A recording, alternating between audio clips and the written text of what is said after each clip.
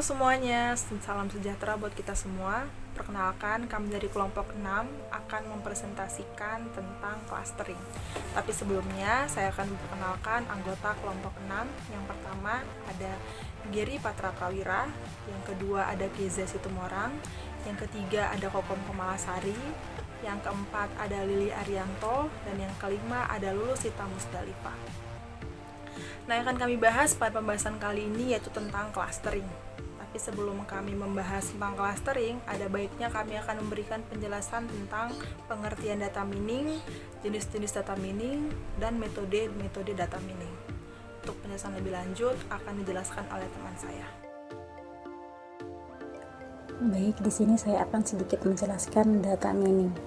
Mungkin sebagian dari kita masih bingung apa sih data mining itu. Nah, ini kita jelaskan sedikit tentang apa itu data mining. Simak slide di bawah ini, di mana data mining merupakan ekstraksi informasi yang tersembunyi dari database yang besar. Nah, data mining juga adalah teknologi baru yang kuat dengan potensi besar untuk membantu perusahaan agar fokus pada informasi yang paling penting dalam gudang data mereka. Nah, selanjutnya yaitu jenis data mining, cluster detection.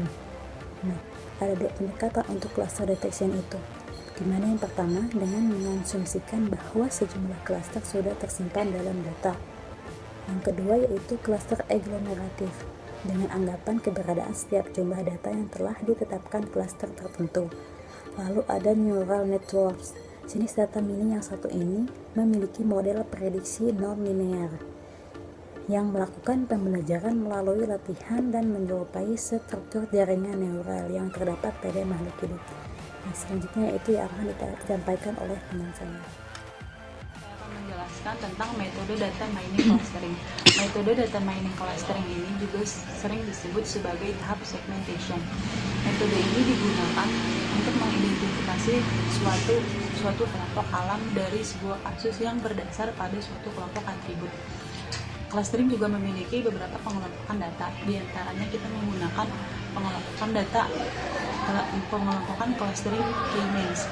Metode yang menggunakan data yang dapat dikelompokkan dalam beberapa cluster, sehingga dengan adanya kelompok ini kita akan mengetahui jenis burung apa saja yang sering dikirimi oleh masyarakat, sehingga kita dapat mengetahui daerah penyebaran burung tersebut. Step by step. Yang pertama kita pilih jumlah cluster K. Yang kedua inisialisasi K pusat. Ini bisa dilakukan banyak cara, tapi di sini kita akan memakai cara random. Yang ketiga aplikasikan semua data atau objek ke cluster terdekat. Yang keempat, hitunglah kembali pusat cluster dengan keanggotaan yang sekarang. Yang kelima, tugaskan lagi tiap objek memakai pusat cluster yang baru. Jika pusat cluster tidak berubah lagi, maka selesai. Dari cara di atas kita akan menemukan hasil seperti ini. Hasil cluster 1. Cluster 1 terdiri dari 345 item. Terdiri dari berupa tabel, jenis burung, daerah asal, dan daerah tujuan. Jenis burung murai batu 111, kacer 81, cucuk hijau ada 19, cililin 31, lovebird ada 29, tangkai batu ada 9, kenari ada 4, cucak lilin ada 1. Daerah asal Jambi 344, Sumatera Selatan 1. Daerah tujuan Jawa Barat 114, Jawa Timur 107, Daerah Istimewa Yogyakarta ada 45, Banten 32, Kepulauan Riau ada 16, Sulawesi Selatan ada 12, Sumatera Utara ada 9, Bangka Belitung ada 3, Lampung 2, Kalimantan Timur 3, Aceh 1, Kalimantan Barat 1. Selanjutnya hasil cluster 2. Cluster 2 terdiri dari 703 item. Yang pertama jenis burung, ada murai batu 316, kacer ada 142, cucuk hijau ada 108, cililin ada 64, lovebird ada 73. Daerah asal ada Jambi 581, Jawa Tengah 43, Kalimantan Barat 32, Jawa Timur ada 12, daerah istimewa Yogyakarta ada 11, Jawa Barat 10, Banten 3, DKI Jakarta ada 4, Kepulauan Riau 2, Sumatera Utara 2, Sumatera Selatan 1, Bangka Belitung 1, Sumatera Barat 1. Daerah tujuan DKI Jakarta 315, Jawa Tengah 261, Jambi 127. Dari page sebelumnya ya, sekarang kita menemukan gambar hasil klaster ketiga. Hasil dari metode clustering ketiga ini terdiri dari 257 item yang terdiri dari jenis burung, daerah asal, dan daerah tujuan. Jenis burung ada 10 poin yang ditemukan, dan terus daerah asal ada 12 poin yang berhasil di cluster. Lalu di daerah tujuan ada sekitar 9 poin yang berhasil di cluster. Lalu sampailah kita kepada jurnal saya bilangnya jurnal utama dari sebuah hasil clustering. Yang dimana fungsi dari cluster 1, 2, dan 3 itu disebutkan di sini. Contoh seperti metode penyuluhan pencegahan flu burung, pendekatan perorangan, cetakan CD dan brosur kunjung. Cetakan CD dan brosur akan dibawakan oleh klaster 1, 2, atau 3. Kunjungan ke rumah, tempat usaha itu hanya klaster 1. Terus ada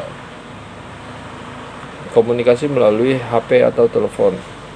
Itu pergunaannya akan menggunakan data hasil dari klaster 1, 2, dan 3. Lalu yang kedua ada pendekatan kelompok. Ada studi banding ke tempat komunitas penggemar burung. Itu kita membutuhkan data dari klaster 1. Lalu ada lokakarya atau kursus. Itu akan membutuhkan data klaster 1. Lalu ada yang ketiga ada pendekatan massal, kampanye atau ceramah. Data yang dibutuhkan adalah data yang dihasilkan dari penghasilan dari data klaster 1. Lalu ada berita, koran, majalah, poster, spanduk, media kampanye lainnya.